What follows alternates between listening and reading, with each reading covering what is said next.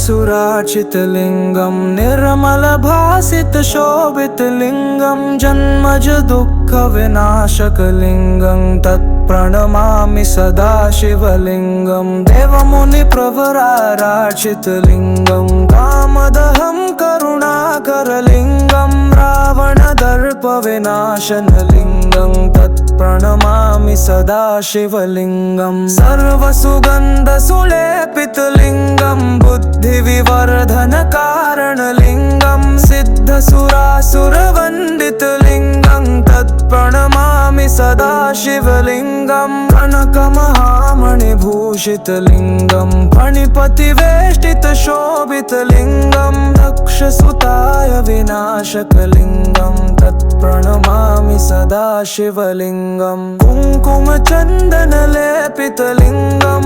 पङ्कजहारसुशोभितलिङ्गं संचितपापविनाशनलिङ्गं तत्प्रणमामि सदा शिवलिङ्गं देवगणाचितसेवितलिङ्गं भावैर्भक्तिभिरेव च लिङ्गं दीनकरकोटिप्रभाकरलिङ्गं तत्प्रणमामि सदा शिवलिङ्गम् अष्टदलोपरिवेष्टितलिङ्गं सर्वसमुद्भवकारणलिङ्गम् अष्टदरिद्रविनाशकलिङ्गं तत्प्रणमामि सदा शिवलिङ्गं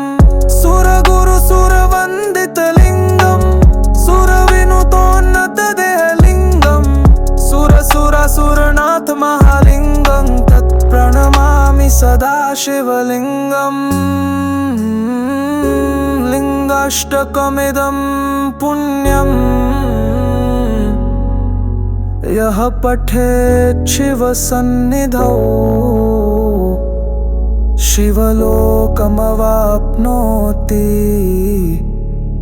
शिवेन सह मोदते।